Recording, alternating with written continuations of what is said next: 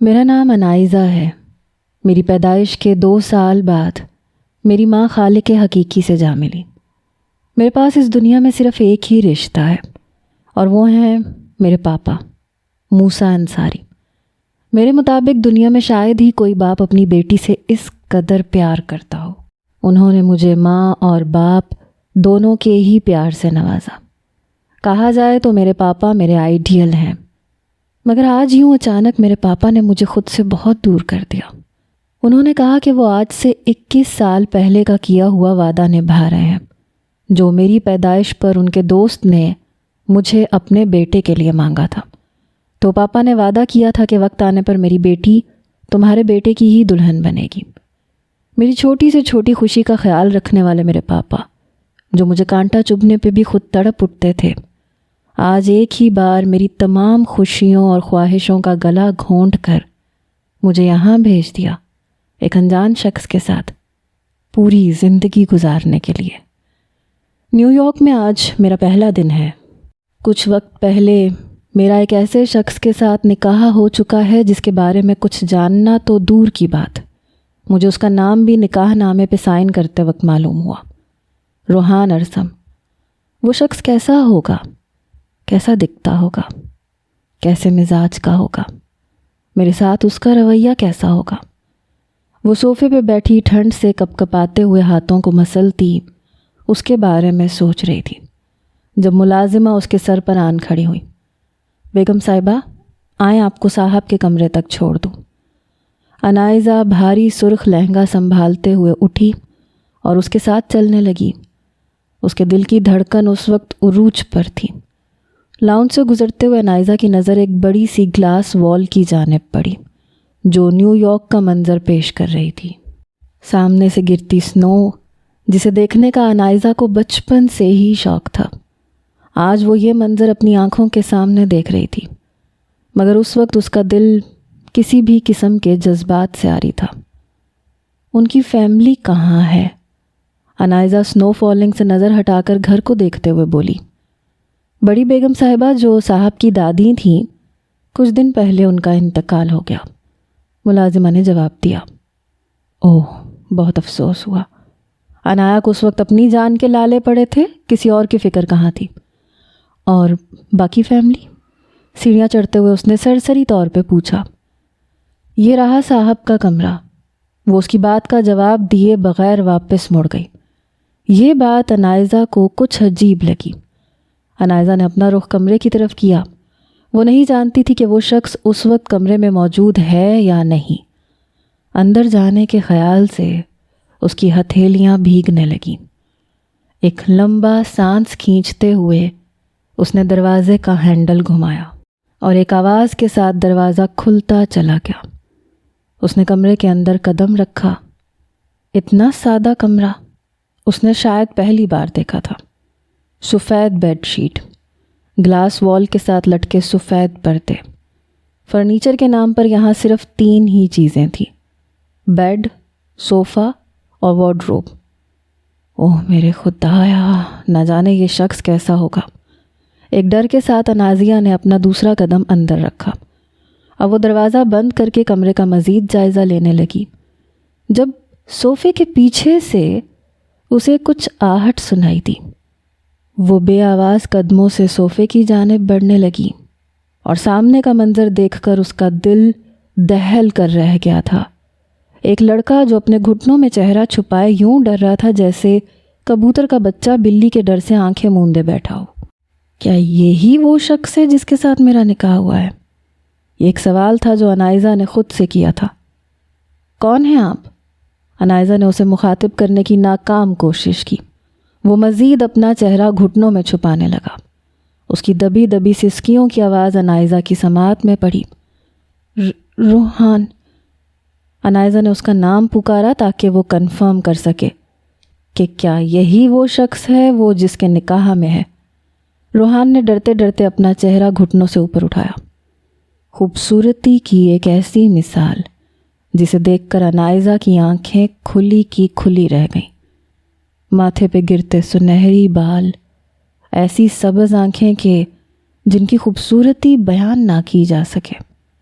خوف سے کپ کپاتے باریک سرخ لب جن کے نیچے بائیں جانب چھوٹا سا سیاہ تل تھا، دودیا رنگت جو ہاتھ لگانے سے شاید میلی ہو جاتی۔ پلیز مجھ سے دور رہو، میرے قریب مت آنا۔ وہ انائزہ سے اس طرح خوف کھا رہا تھا جیسے وہ انسان نہیں ایک چڑیل ہو۔ انائزہ اسے دیکھ کے پریشان ہونے لگی۔ آخر ایسا کیسے ہو سکتا ہے؟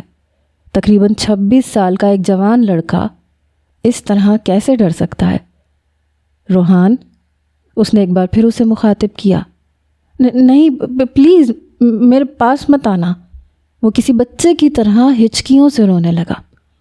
حیرت زدہ ہو کر انائزہ ایک ایک قدم اس سے پیچھے ہٹانے لگی۔ جب وہ بیڈ کی سائڈ ٹیبل سے ٹکرائی، اس کی نظر ٹیبل پہ پڑی جہاں ایک میڈیکل فائل تھی۔ انائزہ نے کپ کپاتے ہاتھوں سے فائل اٹھا کے کھولی۔ اس کی نظر ایک جگہ آ کے ٹھہر گئی۔ ہیومن فوبیا، یہ ایک ایسی بیماری ہے جس میں مریض انسانوں سے ہی ڈرتا ہے، ان کے وجود سے خوف کھاتا ہے، ان سے دور بھاگنا چاہتا ہے، اور وہ ہر وقت اکیلا رہنا پسند کرتا ہے۔ انائزہ کے ہاتھ سے فائل گری۔ وہ بیڈ سے ٹیک لگائے زمین پر بیٹھ گئی۔ کیوں پاپا؟ آخر کیوں کیا آپ نے میرے ساتھ ایسا؟ اس کے خواب اس کی آنکھوں سے بہنے لگے۔ اب کمرے میں ایک نہیں 2 لوگ رو رہے تھے۔ روحان نے ہاتھ کی پشت سے اپنی سبز نم آنکھوں کو صاف کیا اور سہما ہوا انائزہ کی طرف دیکھنے لگا۔ اس کو یہ تو معلوم تھا کہ آج اس کا انائزہ نام کی لڑکی کے ساتھ نکاح ہوا ہے، مگر اس نے یہ نکاح اپنی مرضی سے نہیں کیا تھا۔ روحان کی دادو دردانہ بیگم، جو روحان کے قریب تھیں، اس کا خیال رکھتی تھیں۔ روحان ان سے خوفزدہ نہیں ہوتا تھا۔ ایک اس کی دادو ہی تو تھیں جو اس دنیا سے چھوڑ کر اسے جا چکی تھیں۔ انہوں نے مرنے سے پہلے روحان سے وعدہ لیا تھا کہ وہ پاکستان سے آنے والی انائزہ نام کی لڑکی کے ساتھ نکاح کرے گا۔ روحان کے لاکھ انکار کے باوجود بھی دردانہ بیگم نے اسے راضی کر لیا تھا۔ اپنا کام پورا کرنے کے بعد ان کی زندگی کی مہلت ختم ہو گئی اور روحان اکیلا رہ گیا۔ آج دردانہ بیگم کو اس دنیا سے رخصت ہوئے 1 ہفتہ ہو چکا تھا، اور ان 7 دنوں کے دوران روحان ڈر کے مارے اپنے کمرے سے باہر نہیں نکلا تھا۔ وہ نہ تو ڈھنگ سے کچھ کھا رہا تھا، نہ اپنا خیال رکھ رہا تھا۔ تب سے اس کی زبان سے بس ایک ہی لفظ ادا ہو رہا تھا، دادو۔ وہ ابھی بھی روتے روتے دادو دادو کہہ رہا تھا کہ انائزہ نے اس کی طرف حقارت بھری نظروں سے دیکھا۔ پتہ نہیں میرے کس گناہ کی سزا ہو تم، انائزہ نے روحان کی طرف دیکھتے ہوئے اونچی آواز میں کہا۔ روحان اس کی بات سن کے مزید خوفزدہ ہونے لگا اور کھسکتا ہوا دیوار کے کونے میں جا بیٹھا۔ پاپا، یہ کیا کیا ہے آپ نے؟ مجھے یہاں ایک مریض کی دیکھ بھال کے لیے آیا بنا کے بھیج دیا۔ اس نے ماتھے پہ ہاتھ رکھا۔ روحان نے اس کی باتیں سن کے پھر سے رونا شروع کیا۔ اس کی سسکیاں پھر سے انائزہ کے کانوں میں پڑنے لگیں۔ چپ کرو، انائزہ چلائی۔ روحان کی سسکی اس کے منہ میں ہی رہ گئی۔ خوف سے وہ کانپنے لگا۔ اس کے سرخ ہونٹ کا نچلا تل ہونٹوں کی کپ کپاہٹ کے ساتھ کپ کپا رہا تھا۔ اگر وہ ایک مریض نہ ہوتا تو انائزہ اپنی قسمت پہ رشک کرتی۔ غصے کے ساتھ وہ اٹھی، وارڈروب کھولا، ایک سادہ سا سوٹ نکالا اور واش روم میں گھس گئی۔ روحان نے دھندلاتی آنکھوں سے اسے واش روم جاتے دیکھا اور اپنی آنکھیں صاف کی۔ تقریباً 15 منٹ بعد وہ ٹاول سے بال خشک کرتی باہر نکلی اور روحان کو وہیں بیٹھے پایا۔ اٹھو، بیڈ پہ سو جاؤ، وہ تلخ لہجے سے بولی۔ وہ معصوم جو ویسے ہی اس سے ڈر رہا تھا، اس کے غصے سے مزید خوف کھانے لگا۔ روحان جانتا تھا کہ اسے انائزہ کے ساتھ بیڈ شیئر کرنا پڑے گا۔ اس ڈر سے اس نے انائزہ کی ایک نہ سنتے ہوئے اپنے گھٹنوں میں چہرہ چھپایا۔ تمہیں ایک بار بات سمجھ میں نہیں آتی کیا؟ وہ چلائی۔ روحان کی حالت بگڑ رہی تھی، وہ چہرہ چھپائے بیٹھا تھا۔ انائزہ نے ٹاول ایک سائڈ پہ رکھا اور تیز قدموں سے اس کی طرف آئی۔ ابھی اور اسی وقت اٹھو یہاں سے، وہ مسلسل چلا رہی تھی۔ روحان کی طرف سے کوئی رد عمل نہ پا کر انائزہ نے اسے کندھوں سے پکڑ کے جھنجھوڑا۔ ایک دم سے روحان نے چہرہ اوپر کیا اور انائزہ کو دھکا دے کے کمرے سے باہر نکل گیا۔ انائزہ کا ماتھا دیوار کے ساتھ لگا، وہ اپنا سر پکڑتے ہوئے وہیں بیٹھ گئی۔ ملازمہ نے روحان کو باہر کے گیٹ کی طرف بھاگتے ہوئے دیکھا تو وہ فوراً اس کے پیچھے بھاگی۔ روحان بابا رک جائیں، اس نے آواز لگائی، مگر روحان کسی کی سننے والا نہ تھا۔ وہ ہانپتا ہوا گیٹ کھول کر باہر نکل گیا۔ اس وقت بھی سنو فالنگ ہو رہی تھی۔ ملازمہ روحان کے لیے پریشان ہوئی۔ ملازمہ واچ مین جو کہ اس کا شوہر تھا، اس کے روم میں اس کے سر پہ آن کھڑی ہوئی۔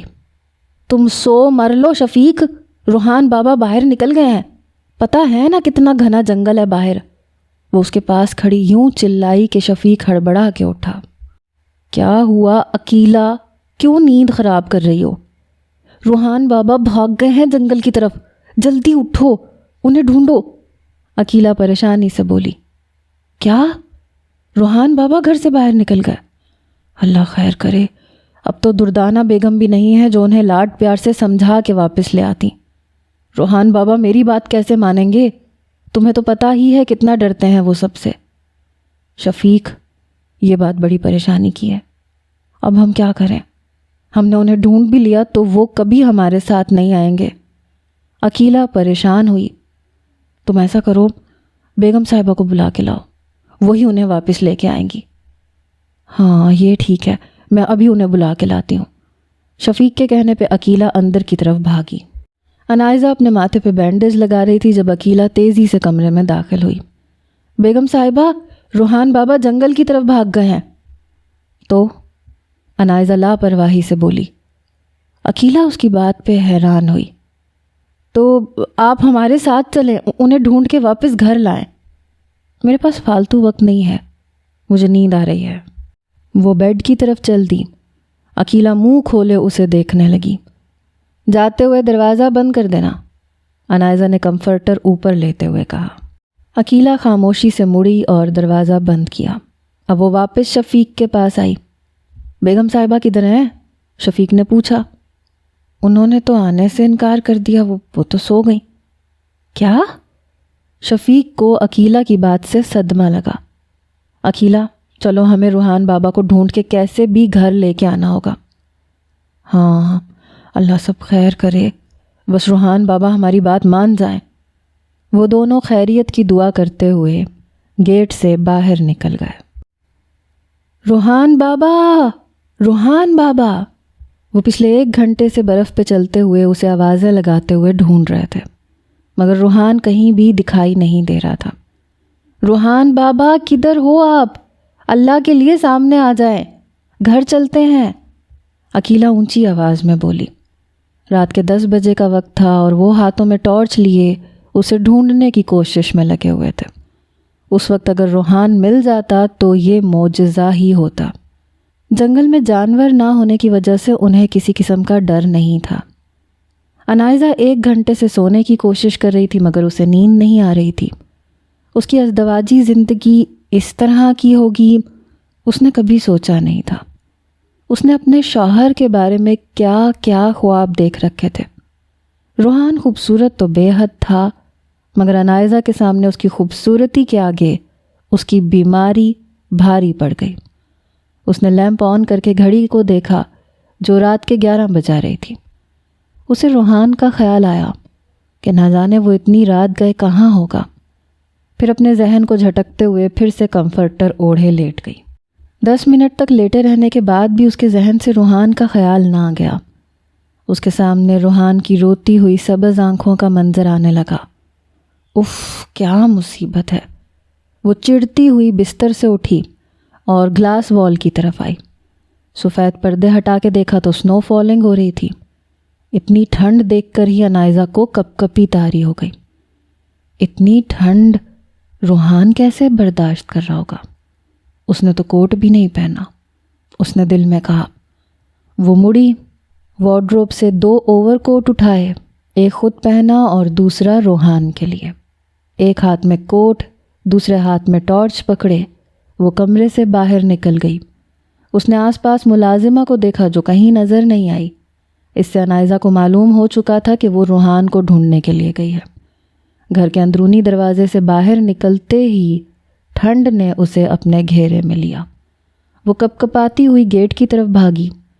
گیٹ سے نکلتے ہی دائیں جانب گھنے جنگل کو پایا۔ ایک پل کے لیے تو وہ خوفزدہ ہوئی، پھر ہمت کرتی ہوئی جنگل میں داخل ہوئی۔ ٹارچ کو دائیں بائیں پھیرتی وہ اسے ڈھونڈنے لگی۔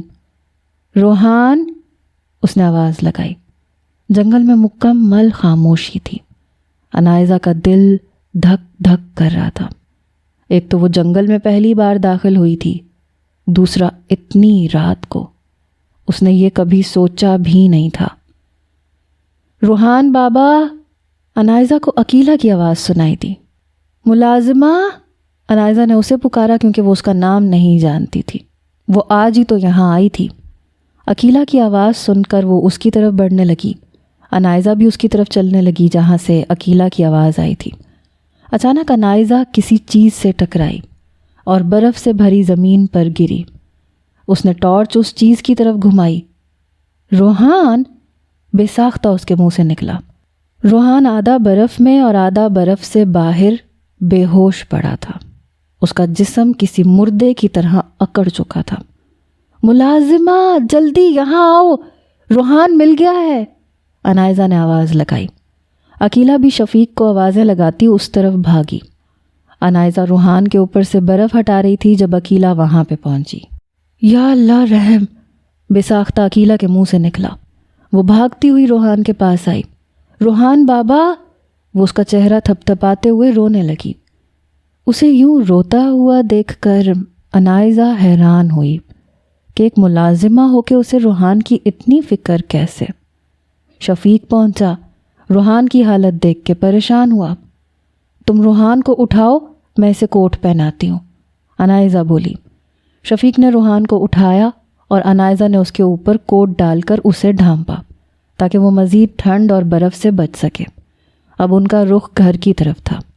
10 منٹ کا سفر زمین پر پڑی برف کی وجہ سے 15 منٹ میں طے ہوا۔ شفیق نے روحان کو اس کے کمرے میں لا کے بستر پہ لٹایا۔ شفیق، جلدی ڈاکٹر کو فون کر کے آؤ، عقیلہ بولی۔ شفیق باہر کی طرف بھاگا۔ عقیلہ نے روحان کے اوپر کمفرٹر ڈالا اور ہیٹر تیز کیا۔ انائزہ ان دونوں کا اتنا پریشان ہونا دیکھ کے حیران ہو رہی تھی۔ عقیلہ، سگنل کا مسئلہ بن رہا ہے، فون نہیں ہو سکتا، میں ڈاکٹر کو بلانے جا رہا ہوں۔ شفیق بھاگتا ہوا دروازے کی طرف گیا۔ یہ سگنل کا مسئلہ بھی آج ہی بننا تھا۔ اچھا تم جاؤ، کوشش کرنا جلدی آ جاؤ، عقیلہ بولی۔ ہاں میں گاڑی لے کے جا رہا ہوں، جلدی آ جاؤں گا، شفیق کہہ کے مڑا۔ بیگم صاحبہ میں باہر جاتی ہوں، آپ ڈاکٹر کے آنے سے پہلے روحان بابا کے کپڑے بدل دیں۔ کیا؟ اس کی بات پہ انائزہ کا منہ کھلا۔ یہ کام صرف آپ ہی کر سکتی ہیں، وہ بیچارہ سا منہ بنا کے بولی۔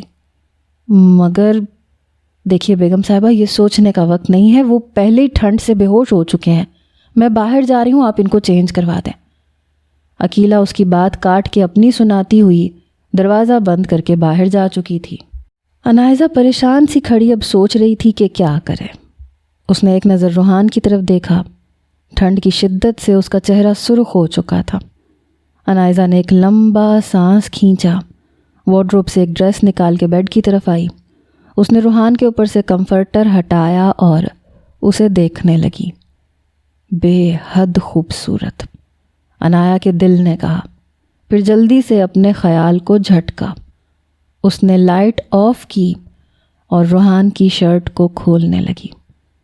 اس کے سینے سے ٹکراتی انائزہ کی انگلیاں اس کے دل کی دھڑکن کو بڑھا رہی تھیں۔ اس نے پوری طاقت سے اٹھا کر روحان کا سر اپنے کندھے پہ رکھا اور شرٹ اتار کر دوسری شرٹ پہنائی۔ اب اس نے اسے لٹایا، شرٹ کے بٹن بند کیے۔ دھڑکتے دل کے ساتھ اس نے باقی کے کپڑے چینج کیے اور لائٹ آن کی۔ روشنی ہوتے ہی اس کی نظر روحان کے ہونٹ کے نیچے کالے تل پر آ کر ٹھہر گئی۔ کوئی اتنا خوبصورت کیسے ہو سکتا ہے؟ انائزہ کا دل پھر سے بولا۔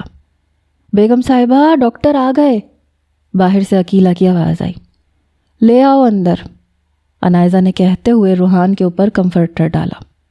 ڈاکٹر اندر داخل ہوا، روحان کا چیک اپ کرنے لگا۔ بخار بہت تیز ہے، انہیں زیادہ سے زیادہ ہیٹ دیں ورنہ نمونیا ہو سکتا ہے، ڈاکٹر بولا۔ اس نے اپنے باکس میں سے کچھ میڈیسنز نکال کر انائزہ کو پکڑائیں اور سمجھانے لگا۔ ڈاکٹر صاحب اور تو کوئی فکر کی بات تو نہیں؟ عقیلہ پریشانی سے بولی۔ اگر ہیٹ نہ ملی تو فکر کی بات ہے، ڈاکٹر نے کہتے ہوئے اپنا باکس اٹھایا اور شفیق کے ساتھ باہر ہو لیا۔ بیگم صاحبہ، عقیلہ بھی بولی ہی تھی کہ انائزہ نے اسے ٹوکا۔ ہاں دے رہی ہوں میڈیسن، اور خیال بھی رکھوں گی، اب تم جاؤ۔ جی اچھا، عقیلہ کہتے ہوئے کمرے سے باہر نکل گئی۔ انائزہ نے پانی میں ٹیبلٹس ملا کر چمچ سے روحان کو پلائیں اور اس کے آس پاس کمفرٹر دباتی ہوئی اٹھی۔ اپنی سائڈ پر آ کر وہ لیٹ گئی۔ اس کی نظریں ابھی بھی روحان پر ہی تھیں۔ اس کے ذہن میں ڈاکٹر کی بات آئی کہ روحان کو ہیٹ نہ دی گئی تو اسے نمونیا ہو سکتا ہے۔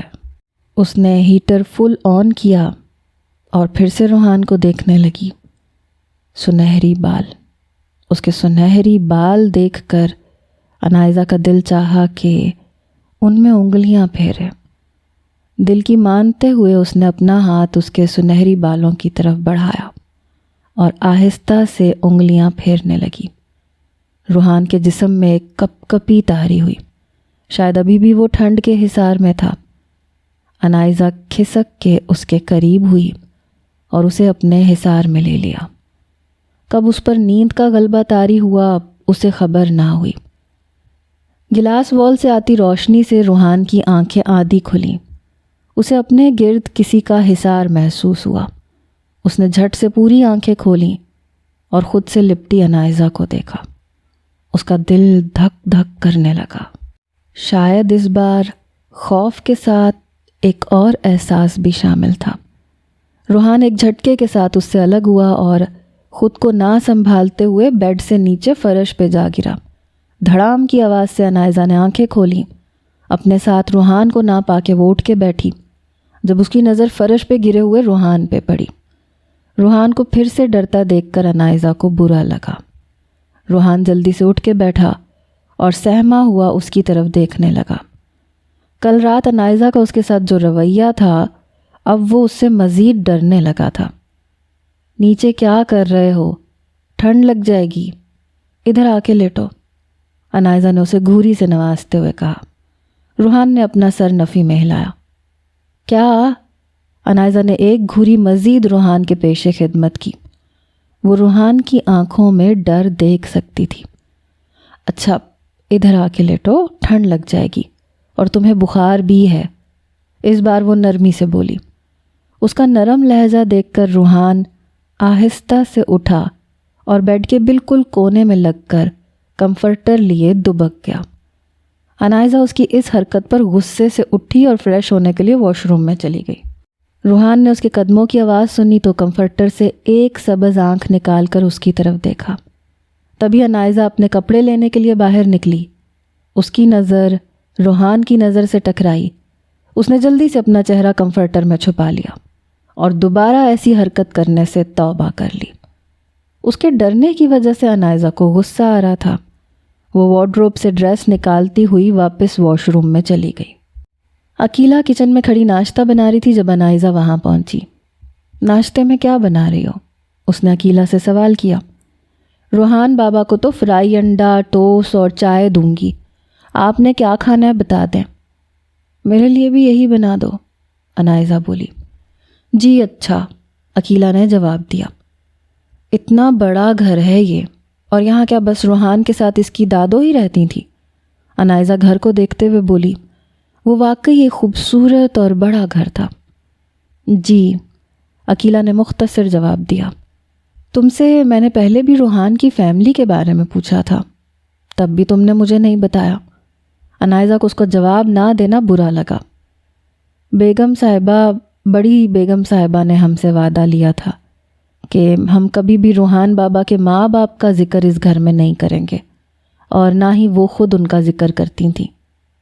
اچھا، ایسی کیا بات ہے کہ کوئی ان کا ذکر ہی نہیں کرنا چاہتا؟ انائزہ نے بات کو کریدا۔ ناشتہ بن گیا ہے، میں روحان بابا کو دے کے آتی ہوں۔ عقیلہ نے ناشتے کی ٹرے اٹھائی۔ رہنے دو، میں خود لے کے جاؤں گی، تو میرا ناشتہ بھی اس میں رکھ دو، عنائزہ چڑ کے بولی تھی۔ عقیلہ نے ایک بڑی ٹرے اٹھائی جس میں روحان کے ساتھ عنائزہ کا بھی ناشتہ رکھا اور اسے پکڑا دیا۔ عنائزہ ٹرے تھامتی ہوئی سیڑھیاں چڑھنے لگی۔ وہ کمرے میں داخل ہوئی تو روحان واش روم میں تھا۔ عنائزہ نے ناشتہ ٹیبل پہ رکھا، اس کے باہر آنے کا انتظار کرنے لگی۔ روحان اپنے کپڑے لے جانا بھول گیا تھا۔ اب وہ پریشان ہونے لگا کہ باہر کیسے جائے۔ اسے آہٹ سے شک ہو گیا تھا کہ عنائزہ کمرے میں ہی موجود ہے۔ اس نے واش روم کا دروازہ اتنا کھولا کہ ایک آنکھ سے باہر دیکھا جا سکے۔ وہ دروازے میں آنکھ لگائے دیکھ رہا تھا کہ عنائزہ کمرے میں ہے یا نہیں۔ عنائزہ صوفے پہ بیٹھی اس کا انتظار کر رہی تھی۔ روحان نے تیزی سے دروازہ بند کیا۔ روحان جلدی آ جاؤ، باہر ناشتہ ٹھنڈا ہو رہا ہے۔ دروازہ بند ہونے کی آواز سے اسے معلوم ہوا کہ روحان نے اسے دیکھا ہے۔ روحان پریشان سا اندر کھڑا رہا کہ اب کیا کرے۔ ایک کپڑے نہ ہونے کی پریشانی، دوسرا عنائزہ کے ہونے کا ڈر۔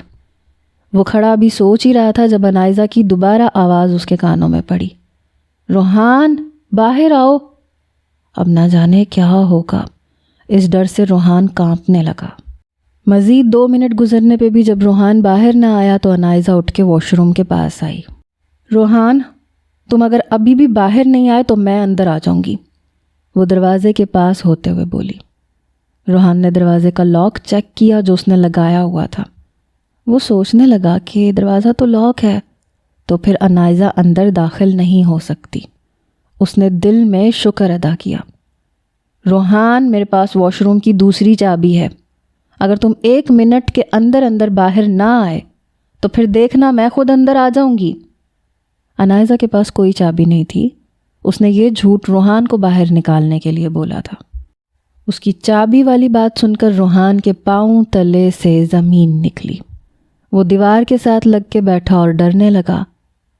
1 2 3، جیسے جیسے عنائزہ کاؤنٹنگ کر رہی تھی ویسے ویسے روحان کا خوف بڑھتا جا رہا تھا۔ عنائزہ کاؤنٹنگ کرتے کرتے 59 پہ پہنچی جب واش روم کا لاک کھلا، مگر دروازہ ابھی بھی بند تھا۔ عنائزہ نے دروازہ دھکیلا تو اس کی طرف کمر کیے ہوئے دیوار کے ساتھ چپک کے کھڑے روحان کو دیکھا۔ روحان نے اپنے جسم پہ 2 ٹاول لپیٹے ہوئے تھے، ایک جو اس کے سینے اور کمر کو ڈھانپے ہوئے تھا اور دوسرا جو اس نے ٹانگوں کے گرد باندھا تھا۔ عنائزہ کو اسے یوں دیکھ کے حیرت ہوئی۔ اتنا تو لڑکیاں بھی نہیں شرماتی جتنا تم شرما رہے ہو، عنائزہ نے طنز کیا۔ وہ وارڈروب کی طرف آ گئی، روحان کے لیے پینٹ شرٹ نکالی۔ یہ لو اور پہن کے ابھی آنا باہر، وہ اس کی طرف کپڑے بڑھاتے ہوئے بولی۔ روحان کا کانپتا ہوا ہاتھ اس کی طرف بڑھا اور تیزی سے کپڑے پکڑ کر اس نے دروازہ بند کیا۔ عنائزہ واپس صوفے پہ آ کے بیٹھ گئی۔ روحان باہر نکلا تو عنائزہ نے اس کی طرف دیکھا۔ سنہری بال جن سے پانی کے قطرے ٹپک رہے تھے، سبز آنکھوں پر بھیگی کالی پلکوں کی جھالر۔ وہ مبہوت سی اس کی طرف دیکھنے لگی۔ روحان اس کی نظروں سے مزید گھبرانے لگا۔ اس نے صوفے پر بیٹھنے کی جرت نہ کی اور وہیں جم کے کھڑا رہا۔ آؤ ادھر ناشتہ کریں، عنائزہ نے اس کی طرف سے دھیان ہٹایا۔ روحان بغیر جواب دیے خاموشی سے کھڑا رہا۔ آؤ بھی، وہ پھر سے بولی۔ روحان نے آہستہ سے نفی میں سر ہلایا۔ تم آ رہے ہو یا نہیں؟ عنائزہ کا لہجہ تلخ ہوا۔ ابھی 1 سیکنڈ بھی نہیں گزرا تھا کہ روحان کی آنکھوں سے آنسو گرنے لگے۔ عنائزہ حیرت زدہ اسے دیکھتی رہ گئی۔ روحان، ادھر آؤ، ناشتہ کرو، ورنہ بخار مکمل طور پہ ختم نہیں ہوگا۔ اس بار وہ پیار سے بولی تھی، جیسے کسی روٹھے ہوئے بچے کو منایا جائے۔ روحان نے کنکھیوں سے عنائزہ کی طرف دیکھا اور مردہ قدموں سے صوفے پہ آ کے بیٹھ گیا۔ عنائزہ نے اپنے اور اس کے درمیان میں ٹرے رکھی اور اسے ناشتہ کرنے کو کہا۔ وہ پہلے ہی اس سے خوف زدہ تھا، اس کے سامنے کھانا کیسے کھاتا۔ عنائزہ نے ہی ناشتہ شروع کیا، مگر روحان ویسے ہی بیٹھا رہا۔ بھوک نہیں ہے کیا؟ عنائزہ نے سوال کیا۔ روحان نے مثبت سر ہلایا۔ تو شروع کرو نا، ایسے کیوں بیٹھے ہو؟ روحان نے کوئی رد عمل نہ کیا۔ انائزہ نے ٹوسٹ کا نوالا بنا کر روحان کی طرف بڑھایا۔ روحان نے ایک نظر نوالے کو دیکھا، پھر ایک نظر انائزہ کی طرف دیکھا۔ منہ کھولو، وہ نرمی سے بولی۔ آہستہ سے لب کھلے اور انائزہ نے اس کے منہ میں نوالا ڈالا۔ جب وہ نوالا چبا رہا تھا تو انائزہ اس کی طرف دیکھنے لگی۔ باریک سرخ لب جیسے جیسے گردش کرتے اس کے ہونٹ کا نچلا تل بھی وہی رد عمل دہراتا۔ انائزہ کے ذہن میں ایسے ویسے خیالات آنے لگے، پھر جلدی اپنے ذہن کو جھٹکا اور ناشتہ کرنے لگی۔ روحان بھی کپ کپاتے ہاتھوں سے ناشتے میں مصروف ہوا۔ آج سنو فالنگ نہیں ہو رہی تھی، اسی لیے دوپہر کے وقت شفیق لان میں بیٹھا پودوں کی کانٹ چھانٹ کر رہا تھا۔ جب انائزہ کوٹ کی پاکٹس میں ہاتھ ڈالتی ہوئی اس کے پاس آئی، اس نے ایک بیل سے سفید پھول توڑا۔ یہ کون سے پھول ہیں؟ میں نے پہلے کبھی نہیں دیکھے، اس نے شفیق سے پوچھا۔ بیگم صاحبہ پاکستان سے آئی ہیں نا، اس لیے آپ کو ان کے بارے میں نہیں معلوم۔ یہ یہاں کے مہنگے ترین پودے ہیں، بڑی بیگم صاحبہ نے لگوائے تھے، ان کو پودوں کا بڑا ہی شوق تھا۔ انائزہ نے کہا۔ کب نیو یارک میں سیٹل ہوئی تھیں آپ کی بیگم صاحبہ؟ اس نے پھر اندر کی بات جاننا چاہی۔ روحان بابا کی پیدائش کے بعد سے ہی وہ یہاں آ گئی تھی، اور ہم ان کے پرانے نوکر ہیں۔ ہمارے باپ دادا بھی ان کے یہاں کام کرتے تھے، اسی لیے وہ ہمیں بھی اپنے ساتھ لے آئیں۔ اچھا، اور روحان کے ماں باپ اس وقت کہاں ہیں؟ وہ اسی موضوع پہ آئی۔ وہ مجھے اور عقیلہ کو مارکیٹ جانا ہے، گھر کا بہت سا ضروری سامان ختم ہو چکا ہے، اس نے کہتے ہوئے عقیلہ کو آواز لگائی۔ انائزہ نے اس کے بات بدلنے پہ دانت پیسے۔ اندر کی کہانی تو میں بھی پتہ لگا کے ہی رہوں گی، اس نے دل میں کہا۔ عقیلہ چادر لیے شفیق کے پاس آئی۔ ہاں ہاں چلو، اس نے جواب دیا۔ بیگم صاحبہ ہم بس 1-2 گھنٹوں میں واپس آ جائیں گے، آپ روحان… ہاں ہاں خیال رکھوں گی، بے فکر رہو، انائزہ نے اس کی بات کو ٹوکا۔ عقیلہ منہ بسورتی ہوئی شفیق کے ساتھ چل دی۔ انائزہ واپس گھر میں داخل ہوئی، سبھی کمروں کو چیک کرنے لگی۔ آج کچھ تو پتہ لگا کے رہوں گی۔ اس نے 2-3 کمرے چیک کیے، سبھی لاکڈ تھے۔ اف، یہ چابیاں پتہ نہیں کہاں ہیں۔ ہاں عقیلہ کے کمرے میں ہوں گی۔ وہ بھاگتی ہوئی عقیلہ کے کمرے میں پہنچی۔ بستر، دراز اور الماریاں چیک کرنے پہ بھی اسے چابیاں نہ ملی۔ شٹ، میں یہ موقع ہاتھ سے نہیں گنوا سکتی۔ اس نے پھر سے ہمت پکڑی اور ایک ایک چیز کو دھیان سے دیکھنے لگی کہ اسے چھن کی آواز آئی۔ یہ کیا ہے؟ خود کلامی کرتے ہوئے اس نے ایک چھوٹا سا باکس نکالا، وہ کافی پرانا لگ رہا تھا۔ انائزہ نے اسے کھولا تو چابیوں کا ایک گچھا ملا۔ خوشی سے اس کی آنکھیں چمکی۔ وہ ہر چیز کو اپنی جگہ پہ سیٹ کرتی ہوئی کمرے سے باہر نکلی۔ گھر کے 4 کمرے بند تھے۔ وہ ایک ایک کمرے کا لاک کھولتی چیک کرتی چلی گئی۔ وہ 3 کمرے دیکھ چکی تھی جن میں سوائے فرنیچر کے کچھ نہ تھا۔ اس نے 4تھے کمرے کا لاک کھولا اور اندر داخل ہوئی۔ کمرے کی تمام چیزیں سفید کپڑے سے ڈھانپی گئی تھیں اور بیڈ سے اوپر ایک بڑی سی تصویر لگی تھی۔ دھول مٹی کی وجہ سے انائزہ کو تصویر میں کچھ نظر نہیں آیا۔ اس نے بیڈ سے کپڑا ہٹایا اور اوپر چڑھ کر تصویر اتاری۔ وہ اسی سفید کپڑے سے تصویر کو جھاڑنے لگی۔ دھول اڑنے کی وجہ سے وہ کھانسنے لگی۔ مکمل طور پر صاف کرنے کے بعد اس کی نظریں اس تصویر پر جمی کی جمی رہ گئیں۔ وہ تقریباً 23 سالہ جوان لڑکی تھی۔ کمر تک آتے سنہری بال، بڑی سبز آنکھیں، سرخ و سفید اور باریک ہونٹوں کے نیچے دائیں جانب سیاہ تل۔ خوبصورت، بے حد خوبصورت، انائزہ نے زیر لب کہا۔ وہ اسے دیکھتے ہی پہچان گئی کہ یہ روحان کی ماں ہے، اسی لیے روحان بالکل اپنی ماں سے مشابہت رکھتا ہے۔ تصویر کے کونے پر مریم جمال رانا لکھا تھا۔ انائزہ نے وہ تصویر کو بیڈ پہ رکھا، سائڈ ٹیبل کے دراز کھولنے لگی۔ دونوں درازوں میں سے کچھ نہیں ملا۔ پھر وہ تیز قدموں سے ڈریسنگ ٹیبل کی طرف بڑھی۔ پہلا دراز کھولتے ہی اس کی نظر ایک کتاب پہ پڑی۔ اس نے باہر نکال کے اسے صاف کیا۔ اوہ، یہ تو ایک ڈائری ہے، اس نے خود کلامی کی۔ انائزہ نے وہ ڈائری اپنے دوپٹے میں چھپا لی اور تصویر کو دیوار پہ لگاتے ہوئے کمرہ لاک کر کے باہر آئی۔ اس نے عقیلہ کے کمرے میں جا کر اسی باکس میں چابیاں رکھیں اور اپنے کمرے کا رخ کیا۔ وہ کمرے میں آئی تو روحان میگزین پہ سر جھکائے بیٹھا تھا۔ تم میگزین بھی پڑھ لیتے ہو؟ میں تو سمجھی تھی ڈرنے اور رونے کے سوا اور کوئی کام نہیں تمہیں۔ انائزہ نے روحان پہ خوب طنز کیا۔ روحان پیجز پلٹ رہا تھا کہ اس کے آنے سے سہم گیا۔ اس کا ہاتھ ابھی تک پیج پکڑے وہیں پہ ٹکا ہوا تھا۔ انائزہ نے روحان کی اس حرکت کو دیکھا تو طنز سے سر ایک طرف جھٹکا۔ میڈیسن لے لی تھی تم نے؟ روحان نے نفی میں سر ہلایا۔ کس خوشی میں؟ انائزہ نے پھر سے طنز کیا۔ بیڈ پہ بیٹھ کے اس نے چھپکے سے ڈائری تکیے کے نیچے رکھی۔ روحان انائزہ کی طرف کمر کیے بیٹھا تھا۔ انائزہ کو یہ دیکھ کے تپ چڑھی۔ کیا کوئی چڑیل ہوں میں جو تمہیں کھا جاؤں گی؟ اس نے اونچی آواز میں کہا۔ روحان کے جسم میں خوف سے کپ کپی طاری ہوئی۔ یہ چیز انائزہ نے نوٹ کی تھی۔ ادھر دیکھو، میری طرف رخ کرو۔ روحان بغیر رد عمل کیے بیٹھا رہا۔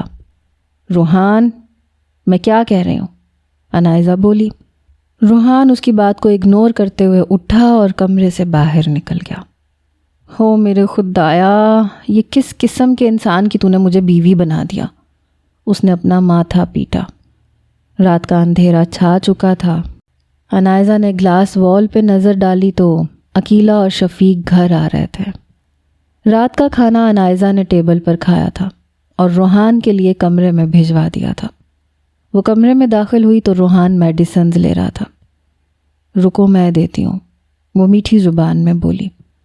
روحان نے چور نظر سے اس کی طرف دیکھا مگر خاموش رہا۔ انائزہ نے اسے میڈیسنز نکال کے دیں جو کہ پکڑتے ہوئے روحان کے ہاتھ ڈر سے کانپنے لگے۔ انائزہ نے دل ہی دل میں اسے کھری کھری سنائی مگر زبان سے کچھ نہ بولی۔ وہ بستر پہ اپنی جگہ آ کے بیٹھی اور روحان کمفرٹر میں دبک گیا۔ پل میں ہی وہ گہری نیند سو چکا تھا۔ انائزہ نے اسے میڈیسنز میں نیند کی ٹیبلٹ دے دی تھی۔ اس نے روحان کو غور سے دیکھا۔ وہ واقعی سو رہا تھا۔ پھر اس نے تکیے کے نیچے سے ڈائری نکال کے کھولی۔ انائزہ نے ڈائری کھولی تو پہلے ہی ورق پر پوری فیملی کی تصویر تھی۔ اس نے ہر نفس کو غور سے دیکھا۔ اسے یہ تصویر کسی تقریب کی لگ رہی تھی۔ پھر اس نے ورق بدلا اور مریم کی کہانی سامنے آئی اور وہ دلچسپی سے پڑھنے لگی۔ ماضی 1/10/1991۔ پوری حویلی مہمانوں سے بھری ہے۔ 4 سو خوشیوں کا سما ہے۔ آج میں مریم جمال رانا اپنے چچا زاد ارسم کمال رانا سے منگنی کے رشتے میں منسلک ہونے جا رہی ہوں۔ ہائے رے میری پیاری سی انار کلی، آج تو آپ کو آپ کے خوابوں کا شہزادہ سلیم مل ہی گیا۔ 18 سالہ شہزادی نے مریم کو چھیڑا۔ شہزادی، چھوٹی ہو چھوٹی رہو، اور ویسے بھی تم تو ایسے کہہ رہی ہو جیسے آج ہی میری شادی ہونے والی ہے۔ مریم نے اسے پیار سے ڈانٹا۔ ہائے کاش آج ہی آپ کی شادی ہو جاتی، میں نے تو خوب ناچنا تھا، بالکل پاروں کی طرح، یوں یوں کر کے۔ وہ ڈانس اسٹیپ کرتے ہوئے مریم کو بتا رہی تھی۔ شرم کرو، امی جان آ گئی نا تو تمہارا سارا ناچنا نکال کے رکھ دیں گی۔ اس نے شہزادی کے ڈانس اسٹیپ کی طرف انگلی گھمائی۔ او ہو آپی، ایک تو آپ مجھے 2 پل ڈھنگ سے خوش بھی نہیں ہونے دیتی۔ آپ تو جانتی ہیں نا مجھے ناچنے کا کتنا شوق ہے۔ اچھا ناچ لینا، میری شادی پہ بھی ناچ لینا۔ ابھی جاؤ اور دیکھو مہمان آ گئے ہیں کیا۔ مریم کا مطلب ارسم کی طرف تھا۔ او تو ارسم بھائی کا انتظار کیا جا رہا ہے۔ اس نے بتیسی نکالی۔ شہزادی اب اگر تم نے اور بکواس کی نا تو جان نکال لوں گی تمہاری۔ مریم اسے مارنے کے لیے اپنے آس پاس کوئی چیز ڈھونڈنے لگی۔ بس ناراض تو مت ہوں، جا رہی ہوں دیکھنے۔ وہ مٹک مٹک کے چلتی باہر نکل گئی۔ اوئے شفیق، سب کام ہو گیا؟ کچھ رہ تو نہیں گیا نا؟ کمال صاحب نے آواز لگائی۔ نہیں صاحب جی، سارے کام ہو گئے۔ شفیق نے جواب دیا۔ عقیلہ دیکھو ذرا ارسم اور راحیل کہاں رہ گئے، دیر ہو رہی ہے۔ دردانہ بیگم نے عقیلہ کو آواز لگائی۔ بیگم صاحبہ، راحیل صاحب جی تو کسی کام سے ابھی باہر نکلے ہیں اور چھوٹے صاحب جی اپنے کمرے میں ہیں۔ ایک تو یہ لڑکا تیار ہونے میں اتنا وقت کیوں لگاتا ہے؟ دردانہ بیگم ارسم کے کمرے کی طرف چلنے لگی۔ ارسم ڈریسنگ کے آگے کھڑا خود پہ پرفیوم چھڑک رہا تھا جب دردانہ بیگم کمرے میں داخل ہوئی۔ ہائے میرا لال، میرا چاند کا ٹکڑا، ماں صدقے جائے، کتنا پیارا لگ رہا ہے۔ دردانہ بیگم نے شیشے سے اسے دیکھتے ہوئے ہاتھوں سے اس کی نظر اتاری۔ ارسم نے اپنا رخ ان کی طرف کیا۔ گھنے کالے بال جو اوپر کی طرف ٹکائے گئے تھے، موٹی آنکھیں، درمیانے سائز کے ہونٹوں کے اوپر باریک کالی مونچھیں جن کی نوکیں اس کی شخصیت کو دگنا کر رہی تھیں۔ سفید لٹھے کا سوٹ اور سیاہ کھیڑی پہنے وہ 26 سال کا جوان بہت پرکشش لگ رہا تھا۔ ارے امی، آپ کیوں آ گئی؟ میں نکل ہی رہا تھا۔ ارسم نے اپنی مونچھ کو بل دیتے ہوئے کہا۔ مجھے پتا ہے تمہارا، جب تک میں تمہارے کمرے میں نہ آؤں تم باہر نکلنے کا نام ہی نہیں لیتے۔ ارے چلیں ابھی نکل جاتے ہیں باہر، اور ٹائم دیکھیں آپ ذرا، آپ کی باتوں میں ہم لیٹ ہو گئے۔ اس نے سارا الزام دردانہ بیگم پہ لگایا۔ کیا کہا؟ میری وجہ سے؟ دردانہ بیگم نے ارسم کا کان کھینچا۔ امی چھوڑیں نا، درد ہو رہا ہے۔ ارسم منہ کے زاویے بگاڑتا ہوا بولا۔ تم ہر بار میرے ساتھ ایسا کرتے ہو، آج بتا دیر کس کی وجہ سے ہوئی؟ وہ مسکراتے ہوئے بولی۔ میری وجہ سے ہوئی، اب چھوڑے نا۔ ارسم کے بولتے ہی دردانہ بیگم نے اس کا کان چھوڑ دیا۔ لو تم ماں پتر یہاں کھیلنے کھیل لو، ذرا وقت دیکھو کیا ہو گیا۔ بھائی میں تو جا رہا ہوں، جس کو آنا ہو آ جائے۔ کمال صاحب ہر بار کی طرح یہی دھمکی دیتے ہوئے چل دیے۔ دردانہ بیگم اور ارسم نے ایک دوسرے کی طرف دیکھ کر ہنسی دبائی، کیونکہ وہ جانتے تھے کہ کمال صاحب باہر گاڑی کے پاس کھڑے ہو کے ان کا انتظار کریں گے۔ ماں بیٹا حویلی کے گیٹ سے باہر نکلے تو کمال صاحب واقعی اس بار بھی گاڑی کے پاس کھڑے ان کے آنے کا انتظار کر رہے تھے۔ ایک گاڑی گیٹ کے پاس آ کر رکی جس میں سے راحیل باہر نکلا۔ وہ خوش اخلاق اور خوش شکل لڑکا تھا، تھوڑا سا سانولا رنگ مگر پرکشش موٹی آنکھیں، سلم چہرے کے ساتھ ہلکی سی تیکھی تھوڑی، اوپر والا ہونٹ نیچے والے ہونٹ سے قدرے باریک تھا۔ ارسم کی نسبت اس کے خیالات ذرا ماڈرن قسم کے تھے، جیسے کہ ارسم قمیض شلوار پہنتا تھا اور راحیل پینٹ شرٹ پہننا پسند کرتا تھا۔ ارسم کو گاؤں میں رہنا پسند تھا، راحیل شہر کو پسند کرتا تھا۔ ارسم تھوڑا سا سنجیدہ اور باروب تھا اور راحیل نٹ کھٹ شرارتی سا تھا۔ راحیل دردانہ بیگم کی بہن فرزانہ کا بیٹا تھا۔ جب راحیل 10 سال کا تھا، فرزانہ اور اس کا شوہر ایک کار ایکسیڈنٹ میں وفات پا گئے۔ تبھی سے راحیل دردانہ بیگم کے گھر ہی رہ رہا تھا۔ کوئی بھی ارسم اور راحیل میں فرق نہیں کرتا تھا، اور ارسم تو راحیل پہ جان چھڑکتا تھا۔ ارسم راحیل سے 2 سال بڑا تھا، اور یوں راحیل 24 سال کا ہوا۔ شکر کر تو بھی آ گیا، ورنہ آج تیرے بغیر ہی میں نے ارسم کی منگنی کر دینی تھی، کمال صاحب نے راحیل کو کہا۔ خالو جان، ذرا ارسم بھائی سے تو پوچھ لیں، میرے بغیر وہ منگنی کر بھی لے گا یا نہیں؟ راحیل ارسم کی بغل میں جا کے کھڑا ہوا۔ تو جان ہے میری، تیرے بغیر میں کھانا نہیں کھاتا، منگنی تو دور کی بات ہے۔ ارسم نے راحیل کے بالوں میں ہاتھ پھیرا۔ ارے بھائی کیا کر رہے ہیں؟ اتنا اچھا ہیئر سٹائل خراب کریں گے آپ؟ راحیل کی بات پہ ارسم مسکرانے لگا۔ ہمیشہ تم دونوں کی وجہ سے مجھے دیر ہو جاتی ہے، اب باتیں ختم ہو گئی ہوں تو چلیں؟ کمال صاحب نے طنز کیا۔ ہاں کیوں نہیں۔ راحیل بولتا ہوا گاڑی میں بیٹھا، اس کے ساتھ ہی ارسم بھی بیٹھ گیا۔ کمال صاحب اور دردانہ بیگم الگ گاڑی میں بیٹھے اور ڈرائیور نے گاڑی اسٹارٹ کی۔ ان کے پیچھے کھڑی مہمانوں کی 5 گاڑیاں بھی اسٹارٹ ہوئیں۔ ہر بار کی طرح کمال آج بھی آدھا گھنٹہ لیٹ ہے، جمال صاحب نے ہاتھ پر بندھی گھڑی پہ ٹائم دیکھتے ہوئے کہا۔ او ہو رانا صاحب، آپ کو معلوم تو ہے کمال بھائی آپ کی طرح وقت کے پابند نہیں ہیں، آتے ہوں گے راستے میں ہی ہوں گے، صفیہ بیگم بولی۔ مگر آج کی بات اور ہے، آج تو جلدی آ جاتا، بس ابھی آ جائے، دیکھنا اس کی کیسی خاطر تواضع کرتا ہوں۔ جمال صاحب نے اپنی موٹی لمبی مونچھوں کو بل دیا۔ تبھی حویلی سے کمال صاحب اپنے خاندان کے ساتھ داخل ہوئے۔ میرا بھائی! جمال صاحب خوشی سے بازو پھیلاتے ہوئے اس کی طرف بڑھے۔ صفیہ بیگم نے اپنی ہنسی دبائی، کیونکہ آج بھی ہر بار کی طرح جمال صاحب کا غصہ کمال صاحب کو دیکھتے ہی ٹھنڈا ہو گیا تھا۔ ویسے تو جمال صاحب کمال صاحب سے بڑے تھے، لیکن ان دونوں کی شادی ایک ہی دن ہوئی تھی۔ شادی کے 1 سال بعد کمال کے گھر میں ارسم پیدا ہوا اور جمال کے گھر 4 سال تک اولاد نہ ہوئی، اور 5 سال بعد مریم پیدا ہوئی، جس کی وجہ سے وہ ارسم سے 4 سال چھوٹی تھی۔ جب مریم 4 سال کی ہوئی تو صفیہ بیگم کو اللہ نے ایک اور بیٹی سے نوازا، جس کا نام انہوں نے شہزادی رکھا۔ شہزادی بھاگتی ہوئی مریم کے کمرے میں داخل ہوئی۔ آپی آپی، چچی جان اور چچا جان آ گئے ہیں۔ وہ خوشی سے کھلکھلا رہی تھی۔ کیا ارسم آ گئے؟ مریم کا دل زوروں سے دھڑکنے لگا۔ اچھا شہزادی بتاؤ میں کیسی لگ رہی ہوں؟ مریم کرسی سے اٹھی اور خود کو شیشے میں دیکھنے لگی۔ پیروں تک آتی سبز اور گلابی رنگ کی فراک، گلابی دوپٹہ سر پہ ٹکائے ہوئے، سبز آنکھوں میں کاجل اور باریک چھوٹے ہونٹوں پر ہلکی سی لپسٹک لگائے، وہ بھی آج اپسرا لگ رہی تھی۔ ارے آپی آپ تو کمال لگ رہی ہیں، فکر ہی نہ کریں، ارسم بھائی تو ویسے بھی آپ پہ پہلے سے ہی فدا ہیں۔ وہ بتیسی نکالتے ہوئے اسے پھر سے چھیڑنے لگی۔ چپ کر شہزادی، ورنہ… اچھا بھائی میں چپ، شہزادی نے اس کی بات ٹوک دی۔ جمال صاحب اور صفیہ بیگم کے ساتھ دردانہ بیگم اور کمال صاحب مریم کے کمرے میں داخل ہوئے۔ السلام علیکم چچا اور چچی جان، مریم نے ان کے آگے سر کرتے ہوئے سلام کہا۔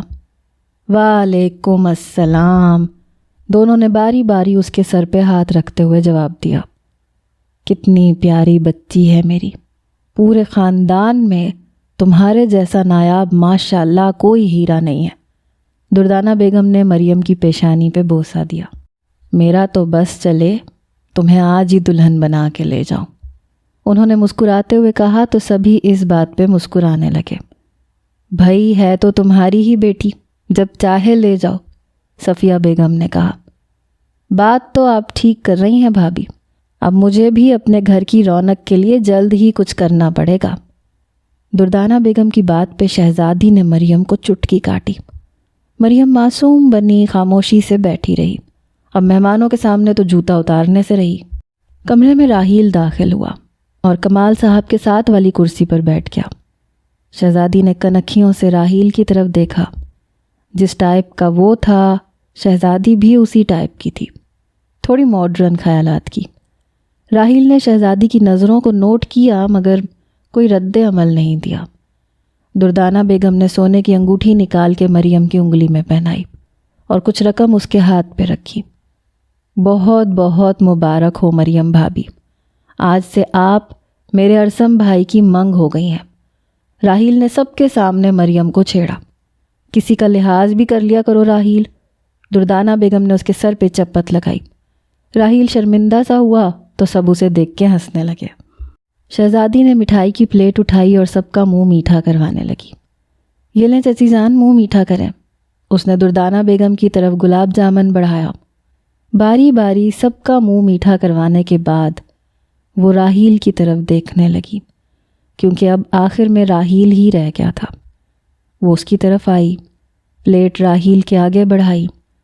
راحیل نے گہری نظروں سے شہزادی کو دیکھا۔ شہزادی نے راحیل کا رد عمل نہ پا کر اس کی طرف دیکھا تو وہ اسے ہی دیکھ رہا تھا۔ شہزادی نے گھبرا کے آس پاس دیکھا تو سبھی باتوں میں مصروف تھے۔ جیسے سب کو کھلائی ہے ویسے ہی مجھے کھلاؤ، راحیل نے آہستہ آواز میں کہا۔ کیا؟ شہزادی کے اوسان خطا ہوئے۔ جو سنا وہی، راحیل بولا۔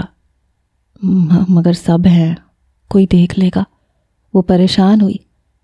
تو ٹھیک ہے پھر اکیلے میں کھلا دینا، میں پچھلے گیٹ کے ساتھ والے کمرے میں تمہارا انتظار کر رہا ہوں۔ وہ کہتا ہوا وہاں سے چل دیا اور شہزادی حیرت زدہ اس کی کمر کو دیکھتی رہ گئی۔ ارسم کے ساتھ منگنی کی تمام رسومات سر انجام دے دی گئی تھیں۔ دونوں خاندان اب حویلی کے صحن میں بیٹھ کے گپیں لگانے میں مصروف تھے۔ کمال بھائی، میں تو کہتا ہوں اسی مہینے کی آخری تاریخ شادی کے لیے پکی کر دیتے ہیں، کوئی ہمارے گھر میں بھی بیٹی سے رونق لگے گی۔ جیسا تمہیں ٹھیک لگے، میں تو ویسے ہی کرنے کو تیار ہوں کمال، جمال صاحب نے کہا۔ لیکن رانا صاحب اتنی جلدی شادی کس لیے؟ ابھی ہمیں اتنی تیاریاں کرنی ہیں، اسی ماہ کے اندر اندر کیسے سب ہوگا؟ صفیہ بیگم بولیں۔ ارے صفیہ، سب کچھ ہو جائے گا اگر ہم ارادہ کر لیں تو۔ دیکھو صفیہ، کمال صاحب بالکل ٹھیک کہہ رہے ہیں، اب ہمیں اپنے بچوں کی خوشیاں دیکھنے کا وقت آ گیا ہے، دردانہ بیگم نے کہا۔ چلیں بھائی ٹھیک ہے، کر لیتے ہیں اسی مہینے شادی۔ صفیہ بیگم نے ہتھیار پھینکے تو سبھی کے چہرے خوشی سے چمک اٹھے۔ خاندان کو باتیں کرتا دیکھ کے شہزادی ہاتھ میں پلیٹ لیے پچھلے گیٹ کے ساتھ والے کمرے کی طرف چلنے لگی۔ ارے شہزادی کدھر جا رہی ہے گلاب جامن لے کے؟ رشتہ داروں میں بیٹھی ایک موٹی سی عورت بولی۔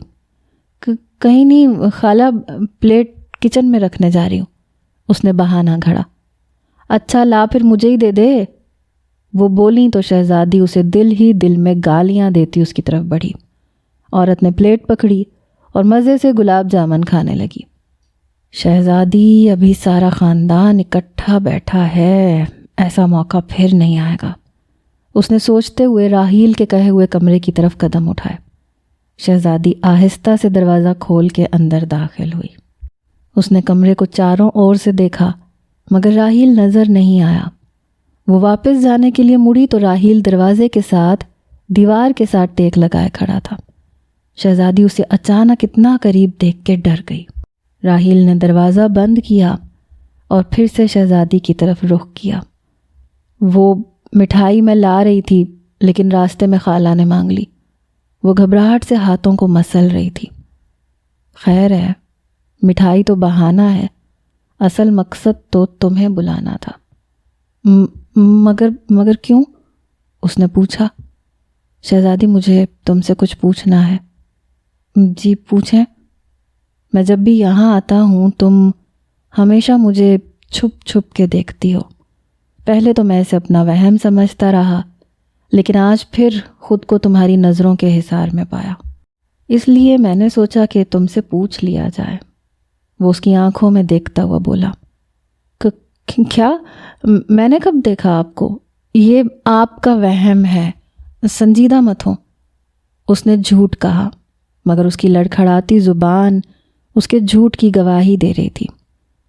اوہ، تو مطلب تمہارے دل میں ایسا کچھ نہیں؟ پھر میں ہی پاگل تھا جو خالہ جان سے رشتے کی بات کرنے والا تھا۔ اس نے اداس چہرہ بنایا۔ کیا آپ رشتے کی بات کرنے والے تھے؟ شہزادی چونک اٹھی۔ ہاں، لیکن تم فکر نہیں کرو، اب نہیں کروں گا۔ نہیں، میں نے ایسا کب کہا؟ شہزادی کو جان کے لالے پڑے۔ تو کیا تمہارے دل میں کچھ ہے میرے لیے؟ اس نے شہزادی کی چوری پکڑی۔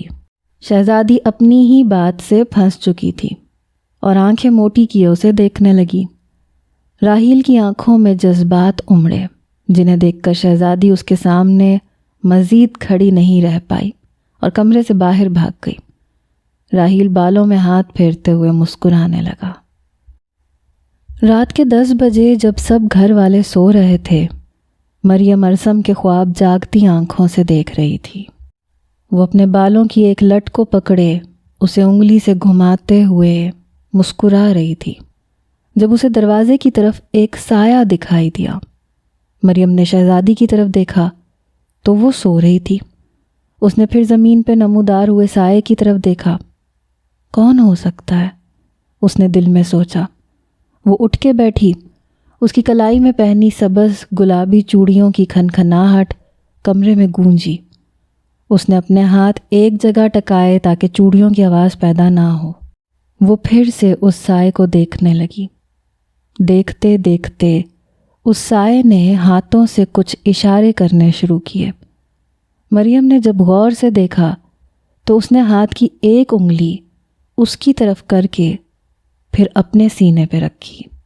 خوف سے مریم کی بیٹھے ہوئے بھی ٹانگیں کانپنے لگیں۔ وہ سایہ پیچھے کو مڑا اور مریم کی نظروں سے اوجھل ہو گیا۔ مریم کو محسوس ہو رہا تھا جیسے اس کا دل اچھل کر باہر آ جائے گا۔ وہ سائے کے کیے گئے اشارے کو سوچنے لگی، جس سے اس کے دماغ میں ایک ہی بات آئی۔ وہ سایہ مریم کو یہ کہہ کر گیا تھا کہ تم میری ہو۔ خوف سے مریم وہیں جم گئی۔